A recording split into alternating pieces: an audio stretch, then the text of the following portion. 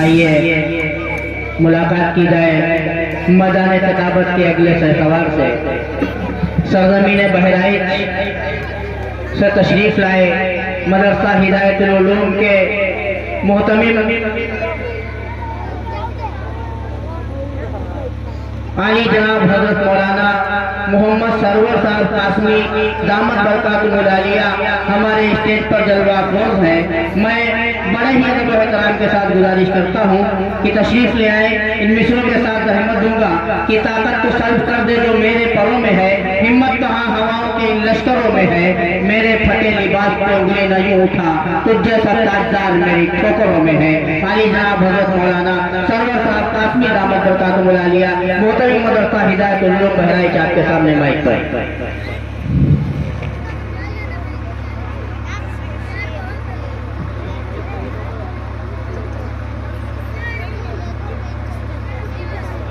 الحمد لله نحمده ونستعينه ونستغفره ونؤمن به ونتوكل عليه ونعوذ بالله من شرور أنفسنا ومن سيئات أعمالنا من يهده الله فلا مضل له ومن يضلل فلا هادي له ونشهد أن لا إله إلا الله وحده لا شريك له ونشيدنا مولانا محمد بارك وسلم تسليما كثيرا كثيرا أما بعد فقد قال الله تعالى في كلامه العظيم والفرقان الحميد أعوذ بالله من الشيطان الرجيم بسم الله الرحمن الرحيم نحن نزلنا الذكر وإنا له لحافظون وقال النبي صلى الله عليه وسلم كن عالما أو متعلما أو مستمعا أو محبا له ولا تكن الخامسة إلا فتون۔ اسٹیج پر بیٹھے ہوئے معزز علماء کرام، برادران اسلام، پردہ نشی خواتین، مائیں اور بہنیں اور بچے، آج کا یہ پروگرام تکمیل قرآن پاک، یعنی جن بچوں نے قرآن پاک حفظ مکمل کیا ہے، آج ان کے سر کے اوپر پگڑی باندھ کر کے، دستار باندھ کر کے ان کو ان علماء کرام اور آپ حضرات کے سامنے ایک دستار اور اعزاز دیا جائے گا، اور گویا کے مدرسے نے جو کارکردگی پیش کی ہے، 9 بچے حافظ قرآن ہوئے ہیں۔ حافظ قرآن ہونا کوئی معمولی بات نہیں ہے، دنیا کے اندر کوئی ایسی کتاب نہیں ہے کہ جس کو مکمل طریقے سے کوئی انسان یاد کر کے اور سنا دے، آج تک کوئی مثال پیش نہیں کر سکتا ہے، اور نہ کوئی دعویٰ کر سکتا ہے کہ کسی نے بھی قرآن پاک کے علاوہ کوئی کتاب پوری طریقے سے مکمل حفظ کر کے یاد کر کے سنا دیا۔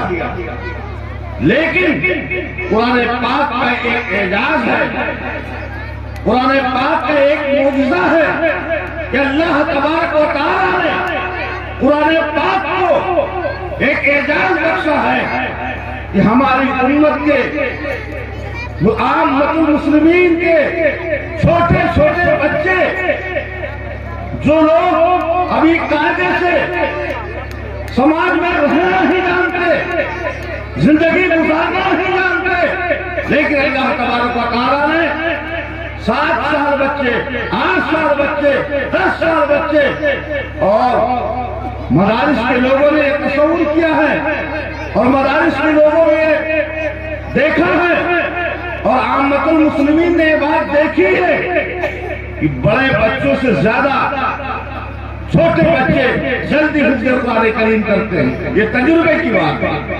اللہ تبارک و تعالیٰ نے قرآن پاک کو ایک اعجاز بخشا ہے اور قرآن پاک کا ایک معجزہ ہے. اور اللہ تبارک و تعالیٰ نے صاف صاف کہا ہے. اللہ نے اور بھی کتابیں نازل کی. توریت نازل ہوئی، انجیل نازل ہوئی، زبور نازل ہوئی اور بہت سے صحیفے نازل ہوئے، لیکن اس کی حفاظت کی ذمہ داری اللہ تبارک و تعالیٰ نے نہیں لی تھی. صرف ایک جو آسمانی کتاب قرآن پاک ہے، اللہ تبارک و تعالیٰ نے صاف اعلان کیا ہے نحن نزلنا الذکر وإنا لہ لحافظون. ہم نے قرآن پاک کو نازل کیا ہے اور ہم ہی اس کی حفاظت کریں گے. اب حفاظت کس سے کروا رہے ہیں؟ اللہ تبارک و تعالیٰ کا دستور رہا ہے ہمیشہ کسی طاقتور سے اللہ تبارک و تعالیٰ نے حفاظت نہیں کرائی، بڑے لوگوں سے حفاظت نہیں کروائی، بلکہ ہماری قوم کے چھوٹے چھوٹے بچے ان کے سینوں کے اندر قرآن پاک کو محفوظ کیا. جب سے قرآن پاک نازل ہوا ہے آج تک جس حالت میں نازل ہوا، ایک زیر، ایک زبر، ایک تشدید کے بغیر فرق کے ساتھ اللہ تبارک و تعالیٰ نے جس طریقے سے حضرت جبرائیل علیہ السلام نبی پاک صلی اللہ علیہ وسلم کو پڑھ کر کے سنا گئے تھے، اسی طریقے سے آج مکمل طریقے سے آج تک اسی طریقے سے قرآن پاک ان بچوں کے ذریعے سے حفظ قرآن کریم کرا کر کے اللہ تبارک و تعالیٰ نے محفوظ کر رکھا ہے.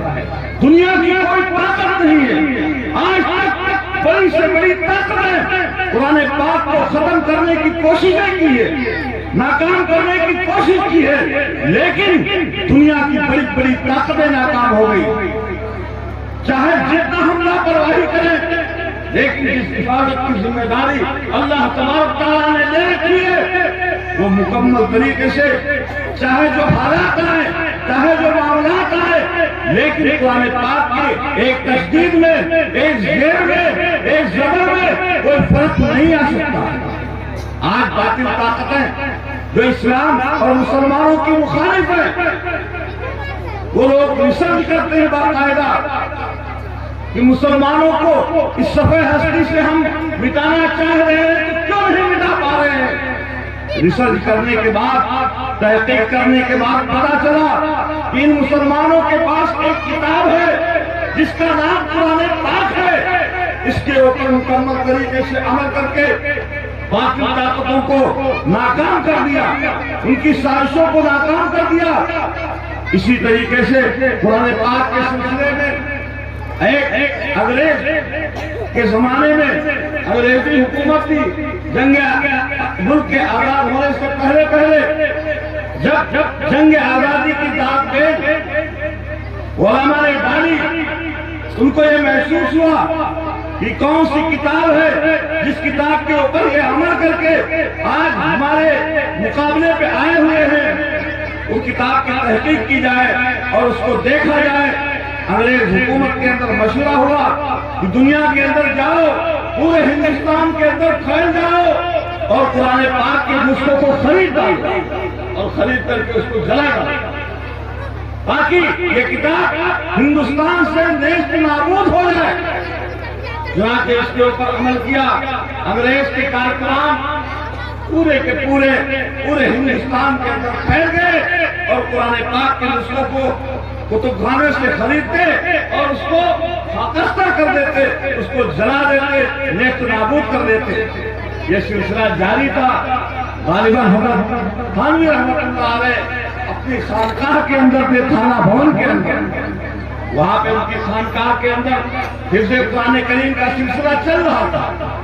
انگریز وہاں داخل ہوا، حضرت تھانوی رحمۃ اللہ علیہ کے پاس پہنچا اور پہنچنے کے بعد سوال کیا کہ یہ بچے کیا کر رہے ہیں.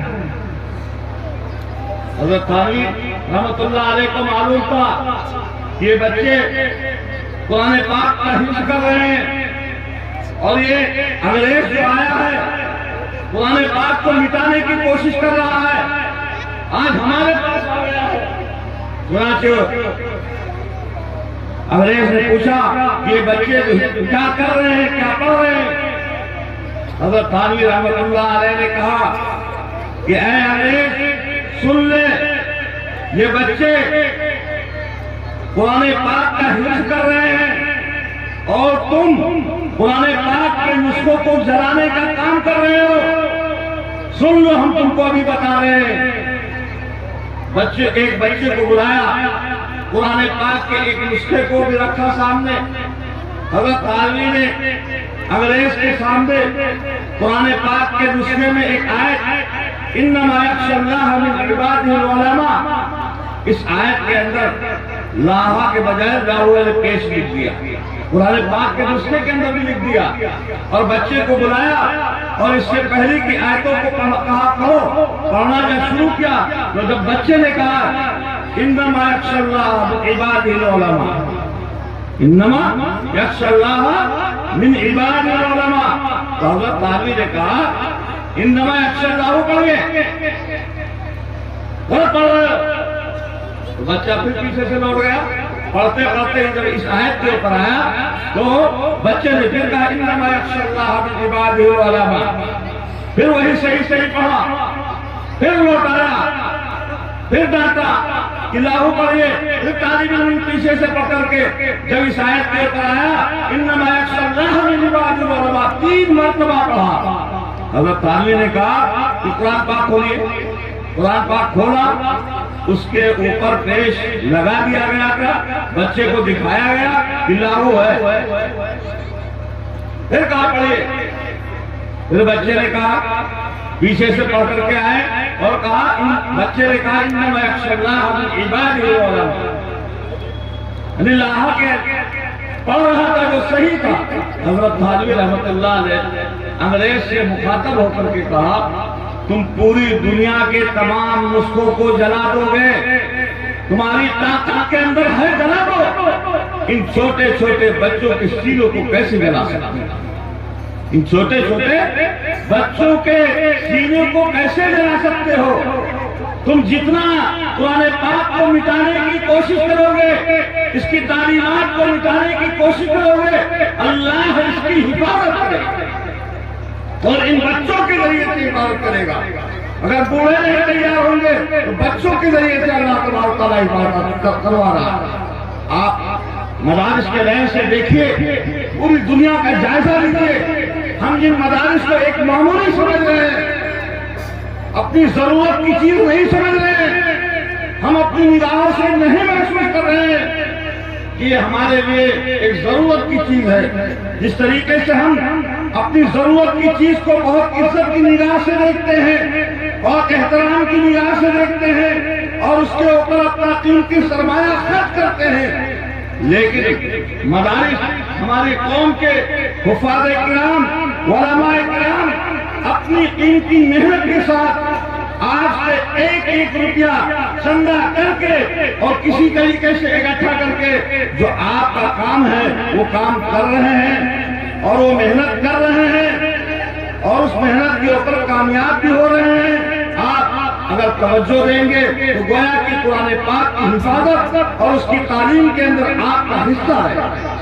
آج مدارس کے حالات کو دیکھیے، بہت ہی معمولی تنخواہ رہتی ہے، لیکن یہ اللہ کا کرم اور احسان ہے، ان علماء کا، ان حفاظ کا، ان لوگوں نے معمولی تنخواہ ساری دقتوں کو برداشت کر کے قرآن پاک کی تعلیمات کو عام کرنے کے لیے، قرآن پاک کے الفاظ کو عام کرنے کے لیے، قرآن پاک کے معنی مفہوم کو عام کرنے کے لیے، دین کی اشاعت کے لیے پوری طاقت اور لگن کے ساتھ کام کرتے ہیں، اس کے اندر ذرہ برابر کوئی کوتاہی نہیں کرتے۔ آج ایک صاحب نے ہم سے کہا کہ یہ بتائیے کہ ان مدارس سے ہمیں کیا ملا؟ یہ مدارس ہیں جس کی طرف ہماری توجہ بہت کم رہتی ہے، یہ شکایت ہے۔ حق تو یہ تھا کہ جتنی بھی ضرورتیں ہیں، دیکھیے اشاعت دین اشاعت علم اور دین کا علم، قرآن پاک کا علم، احکام شریعت کی اشاعت اور حفاظت کی ذمہ داری ہر مسلمان کی ہے کہ ہر مسلمان قرآن پاک کی حفاظت اور اشاعت کا کام کرے۔ ابھی میں نے ایک حدیث پڑھی ہے جس کے اندر اللہ کے رسول صلی اللہ علیہ وسلم نے عام مسلمانوں کو مخاطب کر کے فرمایا، تم عالمہ، سب سے پہلے کوشش کرو کہ ہم عالم بنیں۔ عالم بنے، ہر مسلمان کی ذمہ داری ہے کہ وہ عالم بنے، اور اگر عالم نہیں بن پایا ہے تو کم سے کم متعلم بنے، اور اگر متعلم نہیں بن پایا تو کم سے کم علماء کی مجلس میں جا کر کے علماء کی بات کو سننے والا بنے، اور اگر یہ بھی نہیں ہو سکتا ہے تم او محب لہم، ان سے محبت کرنے والا بنے۔ 4 چیزوں کے بننے کا حکم ہے۔ سب سے پہلے عالم بنو، دوسرے نمبر پر متعلم بنو، تیسرے نمبر پر علماء کی مجلس میں جا کر کے ان کی بات کو سننے والا بنو، اور اگر یہ بھی نہیں ہو سکتا تو چوتھی جماعت میں چلے جاؤ، کم سے کم ان سے محبت کرنے والے بن جاؤ جو لوگ یہ کام کر رہے ہیں۔ اگر یہ بھی نہیں ہو سکتا تو 5ویں جماعت میں نہ بن جانا، 5ویں جماعت میں نہ چلے جانا۔ تو 5ویں جماعت کون سی ہے؟ 5ویں جماعت یہ ہے کہ ان لوگوں کے اوپر تبصرہ کرنے والے۔ ارے مولوی صاحب کیا ان کا ایک دھندا ہو گیا، چندہ کا مولوی صاحب محنت کر رہے ہیں، مدرسہ چلا رہے ہیں، تو جب ہمارے پاس چندہ کرنے کے لیے جا رہے ہیں تو پہلے تو ٹالنے کی کوشش کرتے ہیں کہ مولوی صاحب کو اتنا ٹال دیا جائے کہ مولوی صاحب دوبارہ نہ آ سکے۔ لیکن مولوی صاحب بیچارے کسی طریقے سے دوڑ کر کے جا رہے ہیں کہ اب اس کو اللہ کی توفیق ہو جائے، اب تم مدرسے میں دے دے جس کے ذریعے سے کام ہو جائے، تو کسی طریقے سے محنت کر کے اس سے لینے کی کوشش کرتے ہیں۔ تو کہتے ہیں تبصرہ کرنے والے، ان کو ٹالنے والے، ان کو حقیر سمجھنے والے ایسی جماعت میں نہ ہونا۔ اگر ایسی جماعت میں چلے جاؤ گے، ایسی ذہنیت رکھو گے تو اللہ تبارک و تعالیٰ تم کو ہلاک کر دے گا، تم کو تباہ و برباد کر دے گا۔ آج ہم اس بات کے اوپر غور و فکر کریں، اگر دنیا کے اندر تباہی آ رہی ہے اس کی بنیادی وجہ یہی ہے کہ ہم نے علماء کو، حفاظ کو، مدارس کو اور پڑھنے اور پڑھانے والوں کو ہم نے حقیر و فقیر سمجھا۔ ہم یہ نہیں سمجھ رہے کہ جو ہمیں حکم ملا ہے کہ قرآن پاک کی حفاظت کرے، اس کی اشاعت کرے، اس دین کے اوپر لگے، اگر ہم نہیں کر سکتے ہیں تو کم سے کم ان کا تعاون کرنے والے بنیں گے تو انشاءاللہ دنیا کے اندر بھی کامیاب ہوں گے اور آخرت کے اندر کامیاب ہوں گے۔ آپ کو فکر کرنا ہے کہ ہمارا مقام تو بن گیا ہے، ہمارا مقام بن گیا ہے۔ ہم گھر کے اندر سردی کے موسم میں، گرمی کے موسم میں، برسات کے موسم میں اپنے جسم کی حفاظت گرمی سے بھی کرتے ہیں، اے سی لگا کر کے کرتے ہیں، سردی کے موسم میں ہیٹر لگا کر کے کرتے ہیں، کمرے کو بند کر کے کرتے ہیں، مزین کر کے کرتے ہیں، اور برسات کے موسم میں پانی کو اپنے گھر میں آنے نہیں دیتے ہیں، برسات کے آنے اور طوفان کو اپنے گھر کے اندر داخل نہیں ہونے دیتے ہیں۔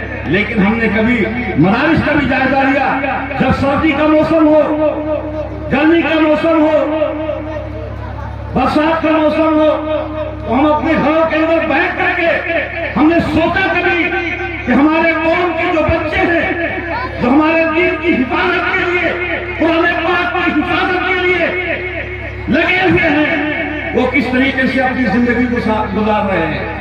کل قیامت کے میدان میں کیا اللہ تبارک و تعالیٰ ہم سے سوال نہیں کرے گا کہ ہم دنیا کے اندر تباہ و برباد ہو رہے ہیں؟ کیا یہ وجوہات نہیں ہے؟ ہم نے کبھی غور کیا بالکل غور نہیں کیا.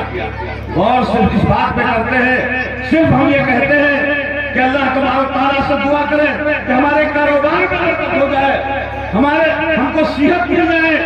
لیکن کاروبار کے سلسلے میں کبھی یہ نہیں سوچا مال کو کہاں سے کمایا.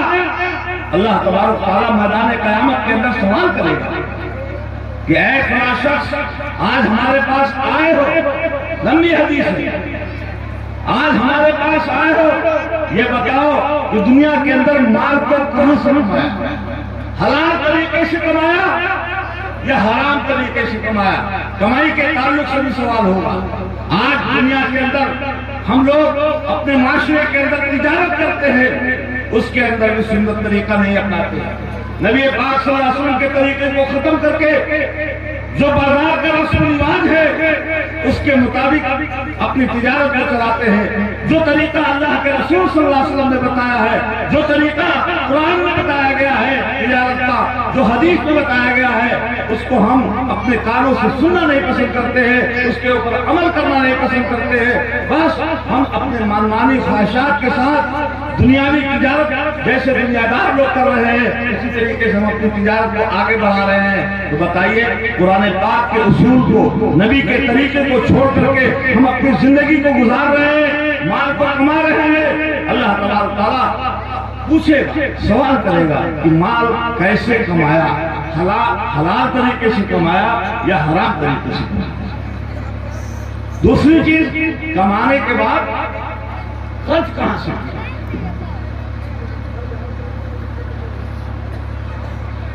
مال کما کر کے خرچ کہاں کیا؟